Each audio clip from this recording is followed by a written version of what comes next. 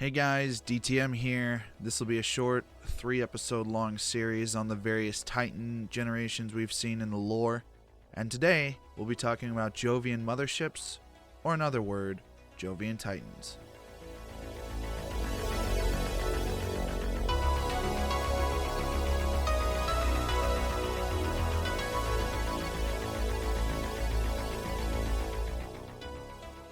If we trace modern-day Titans' lineage all the way back to their roots, we'll find an interesting answer at the end of the tunnel. The reason for the Titans' existence isn't one of war or conquest, it's one of healing and the rebirth of a civilization. The Jovian Titans, referred to as motherships, were first constructed shortly after the rise of the Third Jovian Empire. The Jovian Empire, seeing the devastation wrought by the Jovian disease, concluded that the only way to escape it would be to relocate their entire civilization to another area of space. To accomplish this, they had the motherships constructed. Each one took years to build and had multiple abilities.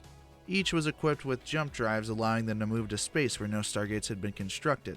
As well, each mothership had enough cryo chambers that they could place the majority of the Jove into a cryogenic sleep.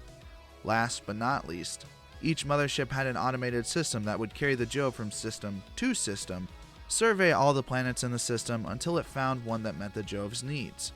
This journey took years, but finally, the motherships came across what is now known as Jove Prime.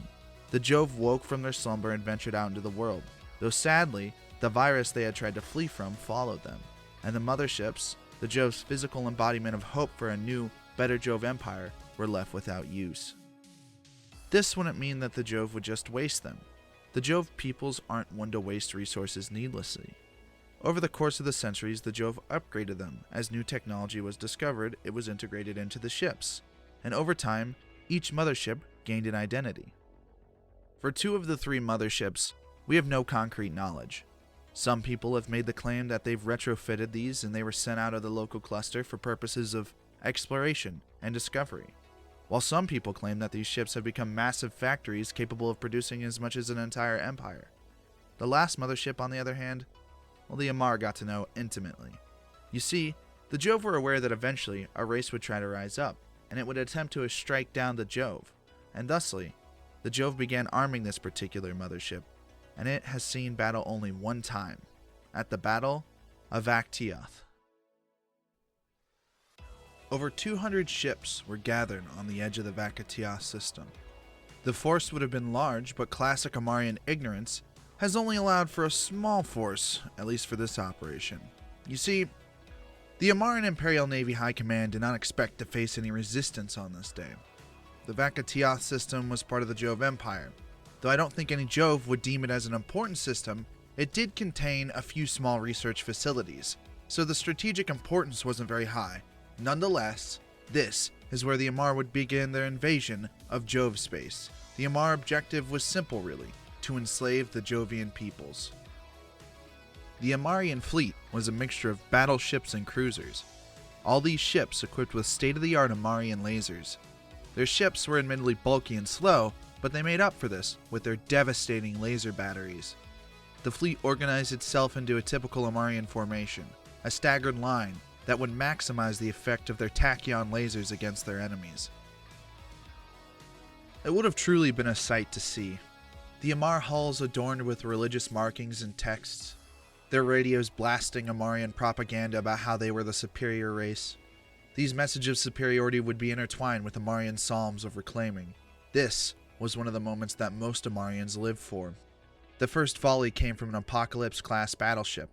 The tachyon blood-red beams sliced through the air at the speed of light. These beams cut through the shields of a stationary Jove ship, and eventually through the armor, and eventually through the hull. The fragments of the ship scattered amongst the Jovian forces. The Jovian squads of frigates burst into action. Using their Jovian laser technology and frightening speed, they dove into the center of the Amarian formation. These smaller ships were simply too nimble. They evaded the larger ships' lasers with ease. The trap had been laid, and now the Jovians would play their trump card. A large green flash of light, and an apocalypse turned to dust. Seconds later, another green blast, and a squad of maulers went up in flames. The Amarians scrambled. Their rigid command structure inhibited their ability to adapt to this unforeseen terror. It was a Jovian mothership. The mothership and the Jovian frigates worked in tandem, and 6 hours later, the Amarian fleet was nothing but scrap metal, and the Amarians would not take this laying down, but they retreated, and they gathered a much larger fleet in preparation for a full-scale assault upon the Jove.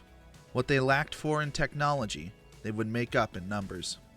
The Jove never got a chance to react, for this is when the Matari chose to rebel against the Amar. These slaves would be uncannily equipped, and they proved to be more than a match for the currently demoralized Amarians. Some rumors circulated that the Galante Federation helped arm these rebels, but nothing was ever proven. So the Amar called for a hasty peace, and no one has ever attacked the Jove again. These days, all of the empires are wary of the Jove motherships, and sightings are followed up with investigation. The Jove, on the other hand, never comment on the matter. The true fate of these massive ships will most likely never be known.